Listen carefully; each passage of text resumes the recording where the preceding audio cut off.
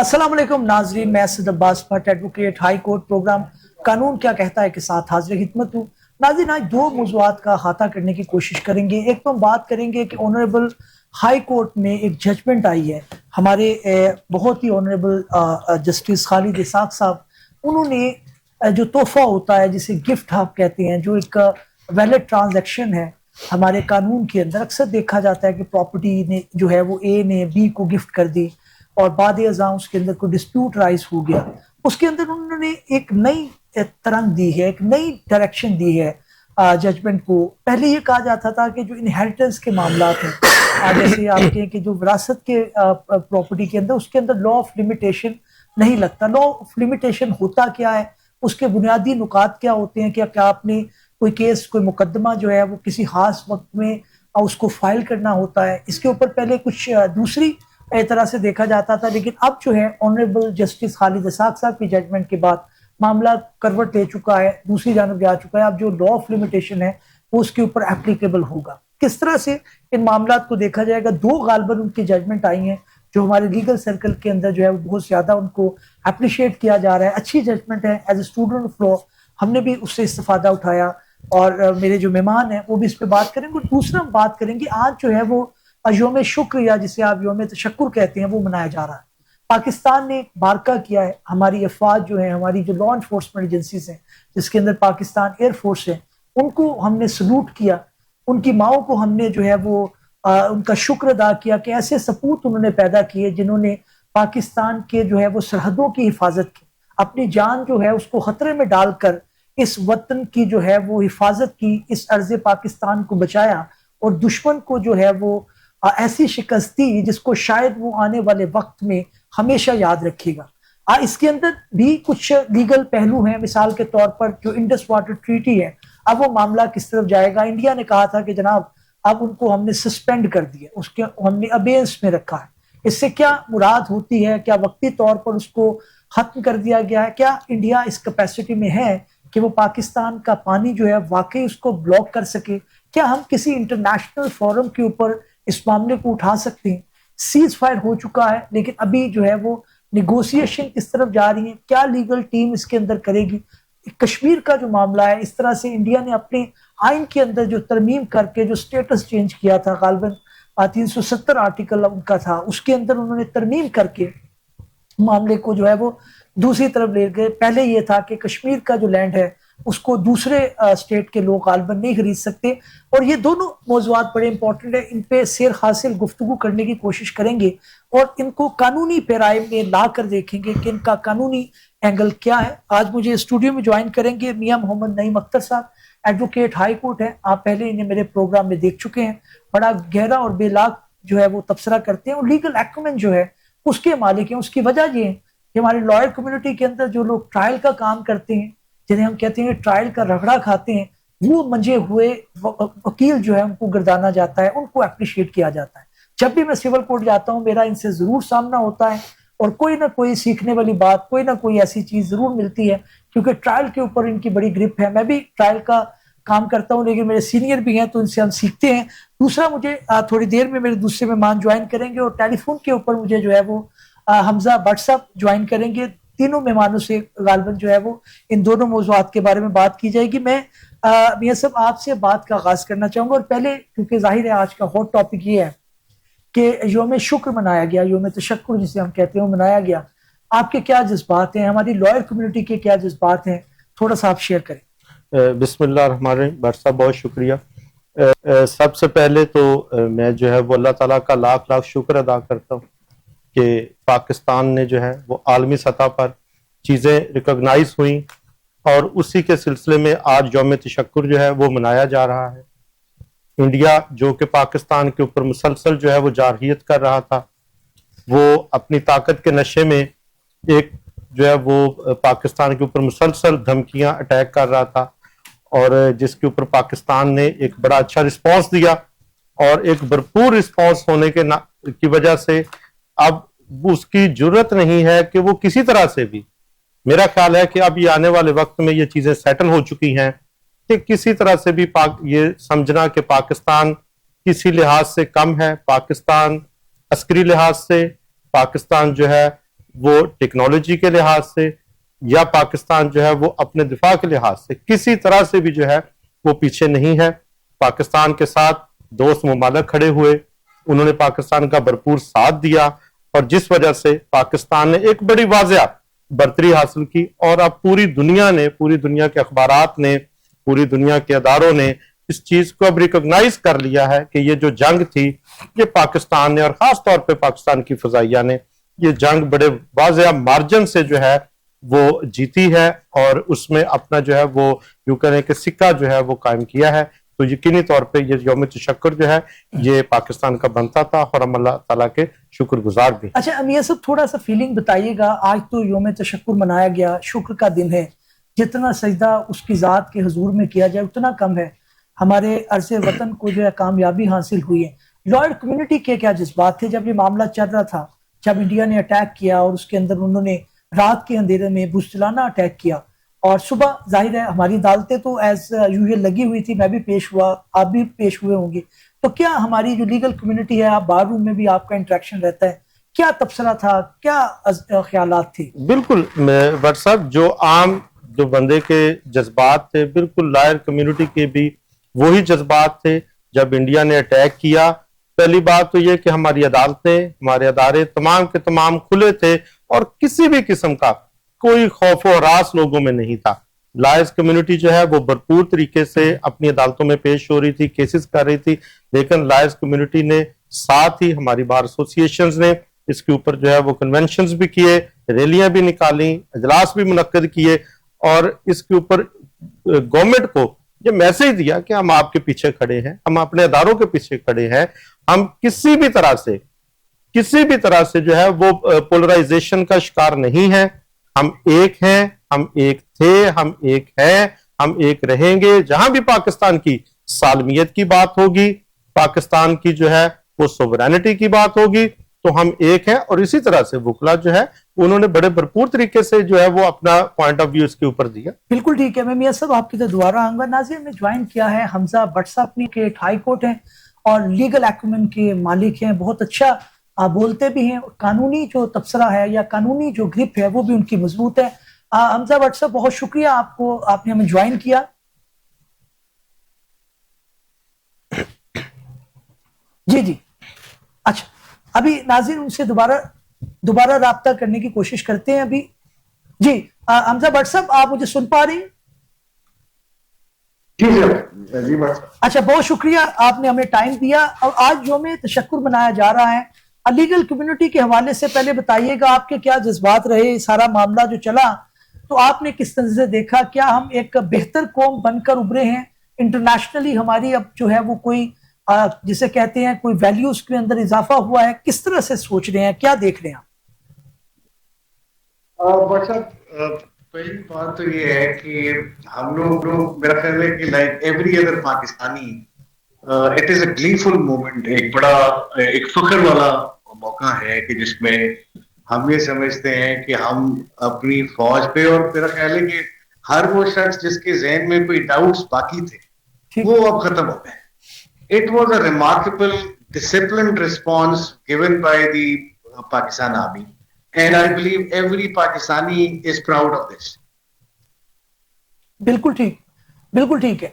अच्छा भट्ट साहब, ये बताएं कि कोई अब कानूनी तौर पर जो इंडिया का ये कहना था कि इंडस वाटर ट्रीटी जो है उसको सस्पेंड कर दिया गया है, अब कानूनी तौर पर क्या इसके अंदर निगोसिएशन चलेंगी या पाकिस्तान इसको किसी फोरम के ऊपर चैलेंज कर सकता है? देखिए सर, इसमें कोई शक नहीं है कि हमारा जो ये IWT का जो एक कॉन्ट्रैक्ट है, ये एक बड़ा क्रूशियल एस्पेक्ट है। और अब ये सवाल इस पर्टिकुलर इवेंट के बाद तो यकीनन एक बहुत बड़ा सवाल है कि इसके ऊपर अब क्या हमारे दरमियान कंसेंसस होता है।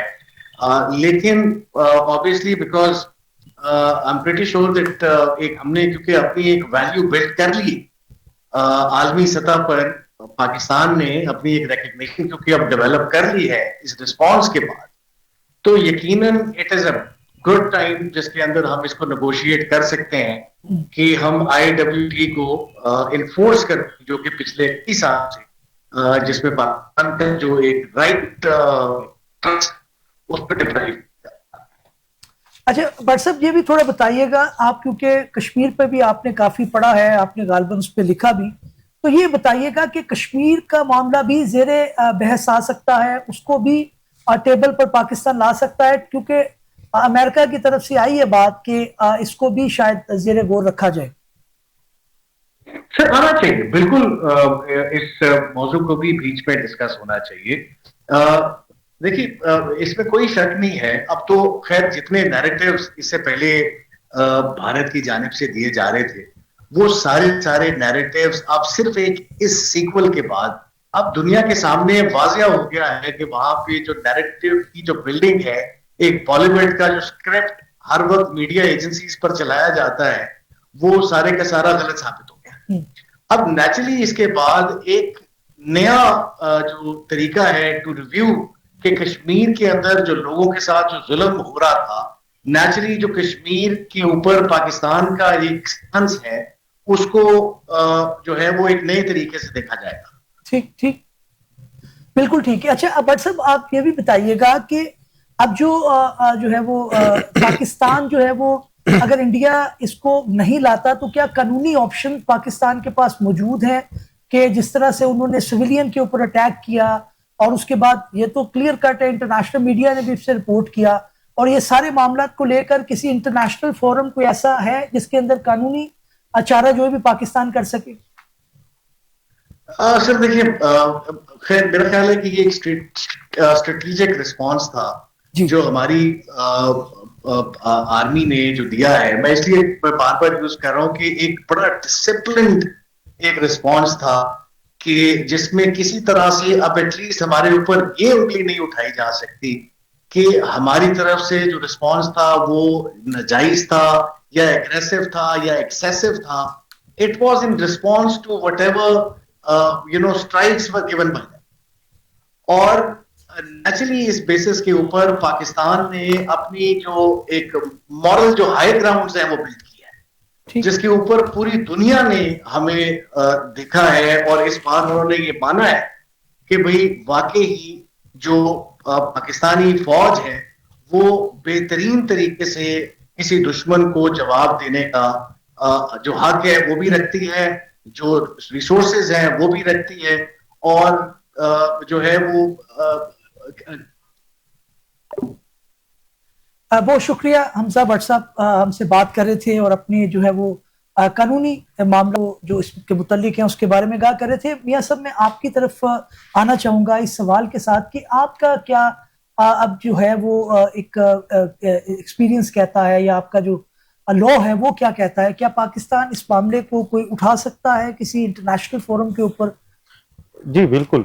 ये दो ट्रीटीज जब किसी ममालिक के दरमियान होते हैं तो उस ट्रीटीज को जो है वो दुनिया में उसकी बैक के ऊपर जो है वो गारंटीज होती हैं। ऐसे नहीं है कि आज आपने ट्रीटी कर लिया, आज आपको सूट करता है तो आने वाले वक्तों में आप कहते हैं कि जी ये मुझे सूट नहीं करता, मैं इसको अपनी मर्जी से चेंज नहीं कर सकता। इस ट्रीटी जो सिंतास मुआहदा है, इसके अंदर कोई भी एक पार्टी जो है वो इसको अपने तौर पे खत्म नहीं कर सकती या इसको चेंज नहीं कर सकती। इसके लिए इंटरनेशनल फोरम्स मौजूद हैं, इंटरनेशनल कोर्ट मौजूद है।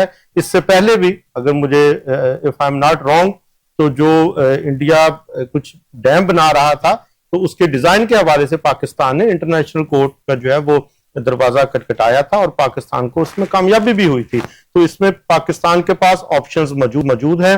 पहली बात तो ये कि मेरा नहीं ख्याल कि इंडिया जो है वो सिर्फ उसकी बात करने की हद तक है, वो पाकिस्तान का पानी नहीं रोक सकता। इंटरनेशनल इसके गारंटर्स हैं, इसमें सिक्योरिटीज हैं इसमें, और जब तक ये वो गारंटीज मौजूद है इंडिया ऐसी कोई हरकत नहीं कर सकता। अगर वो करता है तो पाकिस्तान के पास तमाम ऑप्शंस मौजूद हैं। पाकिस्तान इंटरनेशनल कोर्ट में जो है वो अपना केस लेके जा सकता है, और यकीनी तौर पे जैसे इंडिया को अभी जो है वो मुंह की खानी पड़ी है और उनकी शिकस्त हुई है, तो वो उधर भी इंडिया को जो है वो इस हवाले से शिकस्त होगी, इसमें तो कोई दो राय नहीं है। बिल्कुल ठीक है। नाज़रीन, किसी भी कौम की हिफाजत का जिम्मा जो है उसकी पाक अफवाज के पास होता है। हमारे जो सपूत है, हमारे जो जवान हैं, उन्होंने अपनी हिम्मत से, अपनी ताकत से, अपनी ट्रेनिंग से, अपने विजन से ये साबित किया है कि पाकिस्तान महफूज हाथों में। वो हमारी एयरफोर्स हो, वो हमारी दूसरी फौज हो, वो हमारी जो है वो जो है वो समुद्री सतह पर हिफाजत करने वाली जो है वो नेवी हो, उन्होंने हर महाज पर यह साबित किया है कि पाकिस्तान जो है वो मजबूत हाथों में है और उसके अंदर किसी तरह भी कोई ऐसी बात नहीं हो सकती कि जिसके अंदर पाकिस्तान का जो ये एक इम्प्रेशन था इंडिया को कि एक कमजोर मुल्क है या इसको जिस तरह से चाहे दबोच लिया जाएगा। अब मामला यकसर बदल चुके हैं और लीगली और मोरली पाकिस्तान एक स्ट्रॉन्ग फुटिंग पे है। आने वाले दिनों में हम देखेंगे अगर इंडिया ऐसी चाल चली जिसके अंदर कोई मुनाफकत, कोई ऐसी बात हुई, तो मोदी सरकार को पता चलेगा कि कानूनी तौर पर भी पाकिस्तान बहुत स्ट्रॉन्ग है और इंटरनेशनल फोरम के ऊपर भी दादरसी हासिल की जा सकती है। मैं सब में दूसरे मौजू की तरफ नाज़िन बढ़ूंगा और मैं जो है बात करने जाऊंगा कि गिफ्ट एक ऐसी ट्रांजैक्शन होती है, जैसे प्रॉपर्टी के मतलब बात की जाए, ए अगर बी को कोई प्रॉपर्टी ट्रांसफर करना चाहता है तो उसके कई मोड हो सकते हैं। वो उसको फरोख्त कर सकता है, वो उसे विल के जरिए दे सकता है, वो उसे तोहफतन दे सकता है और इसी तरह से जो है वो मॉर्टगेज कर सकता है, रहन रखवा सकता है। लेकिन आज जो है वो खालिसतन हम एक बात करने जा रहे हैं जजमेंट की जो ऑनरेबल जस्टिस खालिद इसाक साहब ने दी है, जिसके अंदर उन्होंने एक गिफ्ट जो है उसके मुतालिक एक नई जो है वो डायमेंशन दी है इस ट्रांजैक्शन को, जो हमें लीगल कम्युनिटी में हम उसे स्टडी भी कर रहे हैं और अप्रिशिएट भी कर रहे हैं। यह सब पहले तो ये बताइएगा कि फैक्ट्स जो है वो क्या थे केस के और किस तरह से ये मुख्तलिफ है, क्यों हम कह रहे हैं ये बहुत अच्छी जजमेंट है। अच्छा, इसमें डॉक्टर साहब यकीनी तौर पे आज का ये जो टॉपिक है गिफ्ट का, ये बड़ा अहम है, खासतौर पे हमारे देखने वालों के लिए, हमारे नाजरीन के लिए ये बात समझने वाली है। पहले मैं थोड़ा सा इसका बैकग्राउंड बता दूं कि गिफ्ट क्या है और इसके क्या क्या तरीके। कोई भी शख्स अपनी जिंदगी में अपनी औलाद को या किसी भी शख्स को अपनी प्रॉपर्टी गिफ्ट कर सकता है। वो गिफ्ट जो है वो जुबानी भी हो सकती है, वो गिफ्ट तहरीरी भी हो सकती है, उसको हम हिबानामा भी बोलते हैं और उसको जो है वो तमलीकनामा भी बोला जाता है। अगर तमलीकनामा होगा तो वारसान में से किसी एक को जो है वो प्रॉपर्टी कोई शख्स जो है वो गिफ्ट कर सकता है। जो अदरवाइज गिफ्ट है किसी भी दीगर शख्स को गिफ्ट की जा सकती है। अब हमारे माशरे में ये गिफ्ट का जो मामला है ये हमारी अदालतें भरी पड़ी हैं इस तरह के केसेस के हवाले से। हर दूसरे केस में बहनों को, बिलखसूस बहनों को डिप्राइव करने के लिए दो इश्यूज हैं। एक, बहनों को डिप्राइव करने के लिए भाई गिफ्ट डीड तैयार करते हैं और अपने वालिद के या वालदा के हवाले से अलैज करते हैं कि उन्होंने अपनी जिंदगी में हमें ये प्रॉपर्टी गिफ्ट कर दी थी और बहनों को उनके हिस्से से डिप्राइव कर दिया जाता है। एक तो ये सूरत है। दूसरी सूरत ये है कि अगर कोई बंदा लावल्द फौत हो जाए, इश्यूलेस फौत हो जाए, तो उस सूरत में भी कुछ ऐसे डॉक्यूमेंट्स जो हैं वो बना लिए जाते हैं ताकि प्रॉपर्टी जो है वो को हथिया ली जाए। प्रॉपर्टी ग्रैब करने के लिए जो भतीजे हैं, भांजे हैं या कोई और भी शख्स, मैं कुछ स्पेसिफाई नहीं कर रहा, तो या कोई भाई जो है मरने वाले का या कोई बहन जो मरने वाले की, तो वो गिफ्ट अपने नाम कर लेते हैं ताकि प्रॉपर्टी में से दूसरों का हिस्सा ना मिले। अब जो ऑनरेबल जस्टिस खालिद इसाक साहब ने जो जजमेंट दी, उन्होंने बेसिकली दो जजमेंट्स दी हैं और दोनों जजमेंट्स बहुत अच्छी हैं। एक जजमेंट में उन्होंने गिफ्ट का दावा डिग्री किया है, कंकरेंट फाइंडिंग्स जो हैं वो उड़ाई हैं, दो अदालतों के फैसला को खत्म किया है और उन्होंने सिविल रिवीजन मंजूर की है। ठीक। और एक केस में उन्होंने प्लेंट रिजेक्ट की है और उन्होंने कहा है कि ये नहीं बनता। अब मैं जिसमें प्लेंट रिजेक्ट की है, जो गिफ्ट इसमें हुआ यह था कि एक बंदे ने 1982 में गिफ्ट कर दी। वो जिसने एलेज किया गया कि उसने 82 में गिफ्ट की, जी। और उसके वारसान जो थे, जो उसका बेटी जो थी वो फौत हो गई और उसने अपनी जिंदगी में उसको चैलेंज नहीं किया, उस गिफ्ट को चैलेंज नहीं किया। उसके बच्चों ने वो उस गिफ्ट को जो है 2015 में आके चैलेंज किया। 82 का गिफ्ट था और 2015 में आके चैलेंज किया गया। ये तकरीबन 34 इयर्स के बाद जो है वो इसको चैलेंज किया गया। अब इस दौरान 82 में जब गिफ्ट हुआ तो उसके बाद 84 में ये प्रॉपर्टी फर्दर सेल आउट होगी। अब ये जो जजमेंट है, जिसका जो है वो टाइटल है मोहम्मद हफीज वर्सेस मोहम्मद रमजान, इसमें जज साहब ने होल्ड किया कि जब कोई प्रॉपर्टी गिफ्ट होती है तो उसमें जब थर्ड पार्टी का राइट क्रिएट हो जाता है तो फिर उसको उस हवाले से देखना है, थर्ड पार्टी राइट क्रिएट हो जाए या डायरेक्ट जो इफेक्टी है, अगर वो अपनी जिंदगी में इस गिफ्ट को चैलेंज ना करे तो उसके जो वारसान हैं ठीक, वो इस प्रॉपर्टी, इस गिफ्ट को जब चैलेंज करेंगे तो उनके लिए मसाइल होंगे, अच्छा, एक्सेप्शंस होंगी, जी। एक्सेप्शंस मौजूद हैं कि वो ये नहीं कि चैलेंज कर नहीं सकते, लेकिन उनके केस जीतने के और उनको साबित करने का बड़ा मुश्किल होगी उनके लिए, क्योंकि उनके प्रेडिसेसर ने अपनी जिंदगी में उस गिफ्ट को चैलेंज नहीं किया था। ठीक ठीक, मैं थोड़ा सा इधर जजमेंट को भी साथ साथ डिस्कस करेंगे, लेकिन मैं एक हाइपोथेटिकल सिचुएशन मियां साहब आपसे, मिसाल के तौर पर एक शख्स जो है वो बीमार पड़ जाता है और बीमारी की वजह से, क्योंकि आखिरी अपनी जिंदगी के दौर के अंदर इस तरह की ट्रांजैक्शन बेसिकली करके जाता है बंदा, वसीयत हो या किसी प्रॉपर्टी को जाहिर है डिस्पोज ऑफ करना, उसे पता चल जाता है कि जी जनाब अब मुझे इन चीज़ों को डिस्ट्रीब्यूट कर देना चाहिए। तो क्या ये मुमकिनात में से है कि अगर पार्टी ये साबित करे ट्रायल कोर्ट के सामने कि जनाब ये बंदा इस कैपेसिटी में नहीं था कि इसको चैलेंज कर सकता, तो ये पॉसिबल मुमकिनात में से है कि कोर्ट उस चीज़ को मद्देनजर रखे। और दूसरा कि नॉलेज जब आएगा, बाज़ वक़्त ये भी होता है कि प्रॉपर्टी ज्वाइंटली रह रहे होते हैं, वो गिफ्ट डीड बना के रख लेते हैं, और जब आप उसको ज्वाइंटली रह रहे हैं, आपको अपनी पोजेशन में रह रहे हैं, तो आपको पता ही नहीं चलता, तो क्या उसको बाद में इस ग्राउंड पे चैलेंज किया जा सकता है कि जी नॉलेज में अब आए? जी बिल्कुल, इस केस में, हिबा के केस में नॉलेज बहुत इंपॉर्टेंट है। जज साहब ने जो दूसरी जजमेंट दी है उसमें उन्होंने नॉलेज ही को जो है वो डिस्क्राइब किया है कि आपने वो डेट स्पेसिफिकली लिखनी है केस के अंदर, किस तारीख को, कब, किन गवाहान के सामने, किस जगह पे और किस तारीख को और किस वक्त, ठीक, यानी डेट, टाइम, प्लेस, विटनेसेस, ये तमाम आप लिखने हैं आपने अपने दावे के अंदर। और डेट ऑफ नॉलेज फिर लिखनी है कि फिर जो चैलेंज कर रहा है कि कब उसको जो है वो इल्म कब हुआ, उससे डेट ऑफ नॉलेज लिखनी है। और जो अलेज कर रहा है, गिफ्ट अलेज कर रहा है कि मुझे गिफ्ट की गई थी, उसमें वो डेट, प्लेस, विटनेसेस, ये तमाम चीजें लिखनी है। और अगली जो बात है, जब कोई गिफ्ट होती है तो गिफ्ट साबित करना जो है वो बेनिफिशियरी का जिम्मे है। जिसकी फेवर में गिफ्ट हुई है उसने साबित करना है कि ये गिफ्ट वैलिड हुई थी और अकॉर्डिंग टू लॉ हुई थी, और जिस बंदे ने ये गिफ्ट की थी उसने अपनी आजाद मर्जी से और without any coercion, undue influence या किसी तरह से भी। अब ये नहीं कि हमारे नॉर्मली जो प्रैक्टिस है कि बंदा बीमार होता है और उससे चंद महीने पहले जो है वो 1, 2, 3 महीने पहले जब उसकी गिफ्ट तैयार कर ली जाती है। ये बड़ी ऑब्वियस सी बात है कि एक बंदा बीमार है, उसकी ज़हनी हालत इस तरह की नहीं है सॉरी, तो आप उस गिफ्ट को जो है उससे प्रॉपर्टी गिफ्ट करवा लेते। और ये practice honourable justice Khalid Ishaq साहब ने बड़े सख्त अल्फाज इस्तेमाल किए हैं। जो दूसरी जजमेंट है जिसमें उन्होंने कंकरेंट फाइंडिंग्स जो है वो खत्म की हैं, उन्होंने खवातीन को डिप्राइव करने के हवाले से कुरान पाक का जो है वो हवाला भी दिया है, कानून का हवाला भी दिया है। और इस पे हमारी जो अदालतें हैं, हमारी ऑनरेबल सुप्रीम कोर्ट का बड़ा एक वाज़िया जो है वो व्यू है कि खवातीन को डिप्राइव नहीं किया जा सकता, लेकिन कुछ लिमिटेशंस हैं। अब लॉ ऑफ लिमिटेशन क्या है? लॉ ऑफ लिमिटेशन ये कहता है कि आपने एक खास मुद्दत के अंदर दावा दायर करना है, अदालत में आपने जाना है। अब ये तो नहीं हो सकता कि एक बंदा घर बैठा रहे और वो कहे कि ये गिफ्ट गलत है। जब उसके इल्म में आ गया, उसने वो दावा दायर करना है, उसने अदालत में जाना है, अदालत का दरवाजा खटखटाना है और अलर्ज करना है कि ये फ्रॉड हुआ है मेरे साथ। और वो फ्रॉड उसने अपनी प्लेंट, अपने दावे के अंदर, अर्जी दावे के अंदर बयान करना है कि किस तरह का फ्रॉड था। मरने वाला जो है वो कर नहीं सकता था, वो अनड्यू इन्फ्लुएंस में था, या उसकी सेहत इजाजत नहीं देती थी, या उसने पोजेशन हैंड ओवर नहीं किया।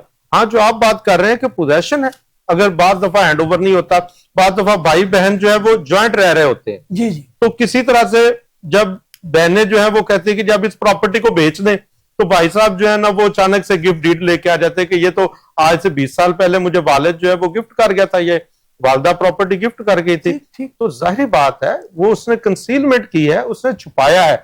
यूं ही खातून के, बहनों के, या किसी भी कोई शख्स जिसके खिलाफ वो डॉक्यूमेंट इस्तेमाल होना है, जिसको डिप्राइव किया जाना है उस गिफ्ट के जरिए, उसके इल्म में आता है, उसने विद इन लिमिटेशन रहते हुए उसको चैलेंज करना है। जो कानून ने एक म्याद मुकर्रर की है उसके अंदर उसने उसको चैलेंज करना है। ठीक ठीक। अच्छा, थोड़ा सा मियां साहब बताइएगा नाज़रीन के इल्म के लिए भी कि ये गिफ्ट जो है ये वसीयत से कैसे मुख्तलिफ है? वसीयत के अंदर कहा जाता है कि 1/3 से ज्यादा आप नहीं कर सकते, गिफ्ट के अंदर भी आप 1/3 के अंदर पाबंद है, या आप नहीं, गिफ्ट आप अपनी सारी प्रॉपर्टी दे सकते हैं, आप किसी एक को भी प्रॉपर्टी दे सकते हैं, आप अपने बच्चों को भी दे सकते हैं, आप अपने बच्चों से बाहर भी गिफ्ट कर सकते हैं।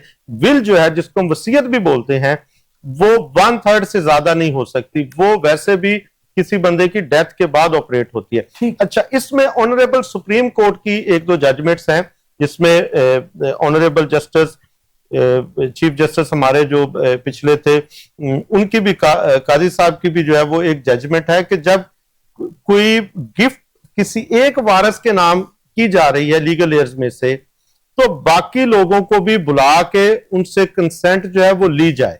अच्छा, लाइफ के अंदर ये बिल्कुल लाइफ के अंदर जब एक बंदे को गिफ्ट किया जा रहा है, बाकियों को डिप्राइव किया जा रहा है, तो बाकी लोगों को बुला के उनसे भी जो है वो पूछ लिया जाए और नॉलेज कर लिया जाए। बल्कि उन्होंने तो एक जजमेंट में इस हद तक कह दिया कि सब रजिस्ट्रार जो है वो उस गिफ्ट डीड को साइन करने से पहले या उसको रजिस्टर करने से पहले जो बाकी वारसान है उनको तलब कर सकता है और पूछ सकता है। लेकिन मियां साहब, इधर एक सवाल जो है ना वो ये आ रहा है कि अगर एक बंदा अगर अपनी प्रॉपर्टी का मालिक है और अपनी जिंदगी के अंदर उसको डिस्पोज ऑफ करने के मुतालिक कोई पाबंदी लगा दी जाए, तो ये उसके प्रॉपर्टी जो एंजॉयमेंट है या उसको उससे आप समझते नहीं कि तजाद खाएगा? नहीं, तजाद बिल्कुल नहीं है। तजाद इस वजह से नहीं है कि अगर तो वो अपनी आजाद मर्जी से, फर्ज करे उसके 4 बच्चे हैं, जी। वो किसी एक को दे रहा है, बाकी 3 को जो है वो पूछ रहा है कि हाँ भी मैं ये एक बच्चे को दे रहा हूं, तो वो एतराज कर भी दे, अगर ना भी कंसेंट दे, लेकिन उनके इल्म में तो आ गया ना, उनके इल्म में आ गया,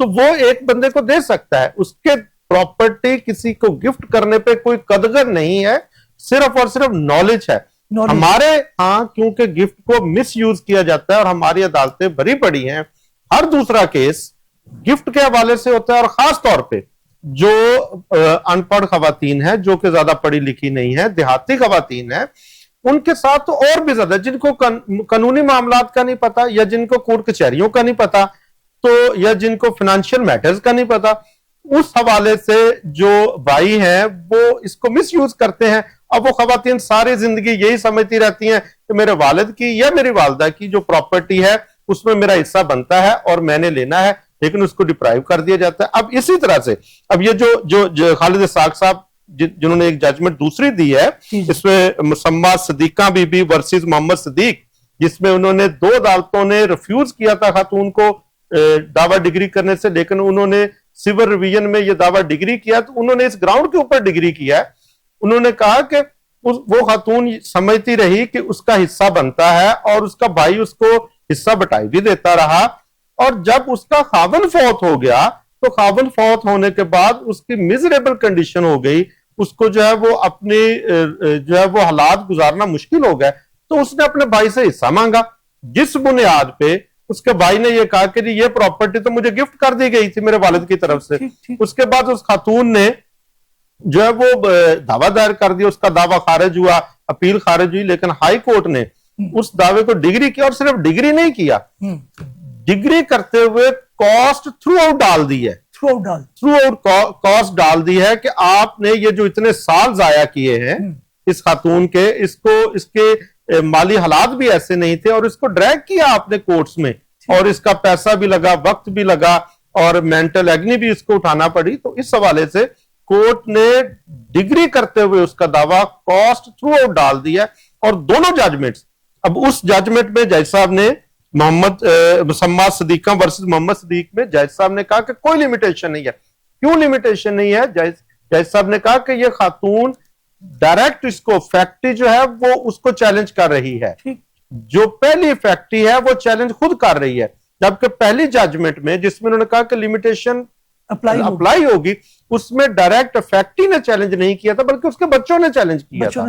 ये पॉइंट है। अच्छा, खातून की अब राइट की बात छिड़ पड़ी है, तो एक कानून हमारा गालबन 2021 में आया था खातून मौसब के नाम पे, उसको ऑनरेबल हाई कोर्ट ने जो है वो एक जजमेंट के जरिए उसको सेट असाइड किया। उसके अंदर बड़ी अच्छी प्रोविजन थी, वो उसके अंदर आप समझते हैं कि औरतों को इसी कोर्ट को आपको एक्सपेडाइट करना चाहिए या उनके अलग कोर्ट्स बनाने चाहिए? क्योंकि हर दूसरे घर की ये कहानी है कि माशरती तौर पर ये हमारी नफ्सियात में डेवलप हो गया कि औरतों को हमने प्रॉपर्टी में शेयर नहीं देना। अच्छे खासे पढ़े लिखे लोग भी मैंने देखे हैं कि उन्होंने कहा कि जनाब बेटे को चला जाए और बेटी का जो ससुराल है वो अगर तगड़ा हो गया, वो हमारे सामने खड़ा हो गया, शहरों में बसे हुए, पढ़े लिखे वेल एजुकेटेड लोगों के ये जो है वो ये प्रॉब्लम है, तो इसको कैसे हल किया जाए? अदालतें तो इसी वजह से औरतों के सारे प्रॉपर्टी में से एक्सक्लूड करना है उसको, उसी वजह से लिटिगेशन बड़ी पड़ी है। जी बट साहब, एक खातून मुहतसिब जो है वो इस वक्त भी ये लॉ भी मौजूद है और वुमेन्स प्रोटेक्शन जो प्रॉपर्टी राइट के हवाले से एक लॉ मौजूद है, उस हवाले से केसेस सूबाई मुहतसिब जो है वो हमारे केसेस सुनती भी हैं, लेकिन उसको एक मैकेनिज्म बनाने की जरूरत है।